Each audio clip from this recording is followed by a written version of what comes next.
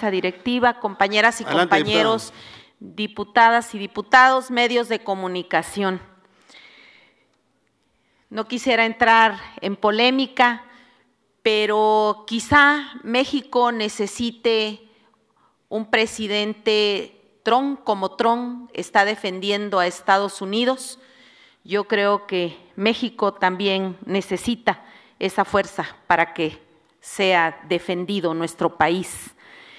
El 5 de febrero conmemoramos la Constitución Política de los Estados Unidos Mexicanos. Se conmemora el aniversario de la promulgación de nuestra Carta Magna, misma que emana de un movimiento social en el país que es el resultado de ideas y demandas, fruto de la visión de mexicanas y mexicanos con un solo anhelo: un México próspero y estable. La Constitución, a través de la historia, ha sufrido muchas reformas y modificaciones, por mencionar algunos datos relevantes y trascendentales. La Constitución de Cádiz de 1812, sin duda, fue fundamental para determinar la identidad política y social de las primeras leyes en México. Nuestra primera expresión de Constitución se encuentra en la promulgación de los sentimientos de la nación del primer Congreso de Anáhuac, mismos que fueron promulgados en esta ciudad capital de Chilpancingo de los Bravo, Guerrero. Los sentimientos de la nación son retomados en la Constitución de 1824, después del primer imperio mexicano, la cual se adoptó un gobierno republicano y federal con tres poderes: el ejecutivo, el legislativo y el judicial.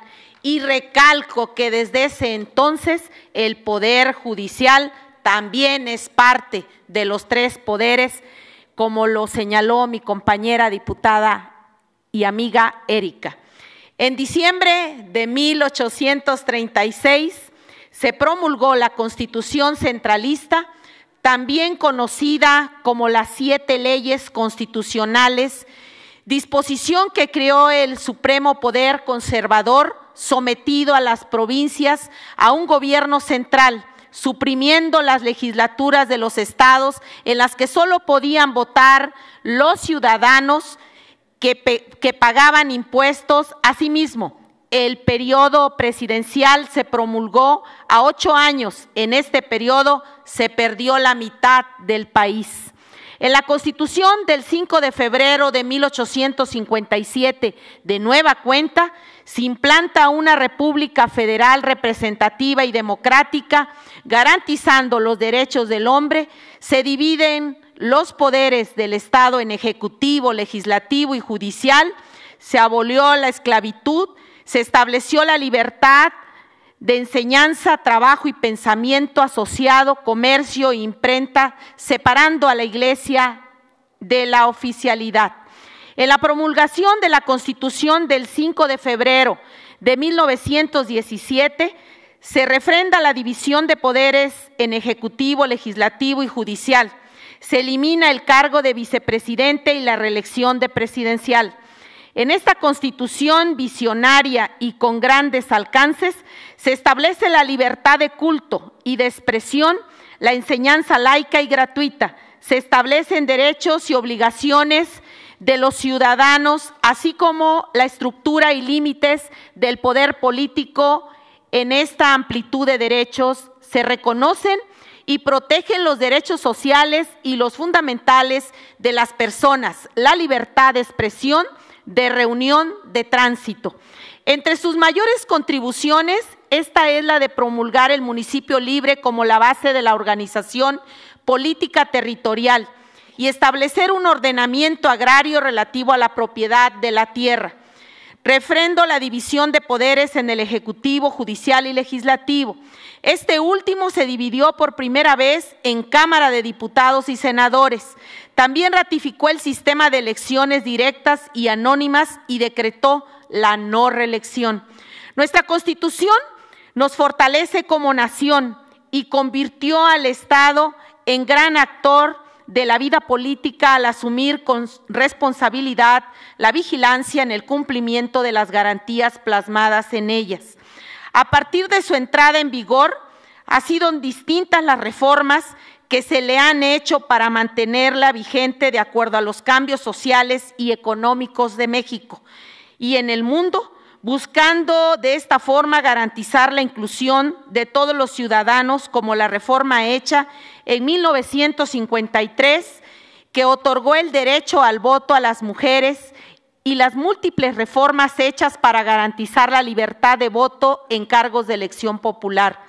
Es normal que con el paso de los años, ante las necesidades sociales, se vayan presentando reformas a la Constitución para adecuarla a su mejor funcionamiento.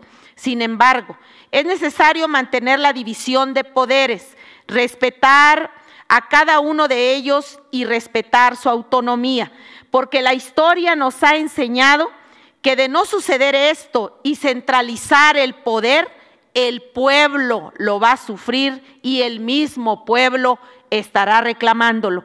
No podemos permitir que la visión de la Constitución promulgada en 1917 tenga un retroceso con la invasión a esfera de los poderes, en acabar con la democracia, en reducir derechos individuales, eliminar los contrapesos políticos y menos en permitir debilitar el poder judicial.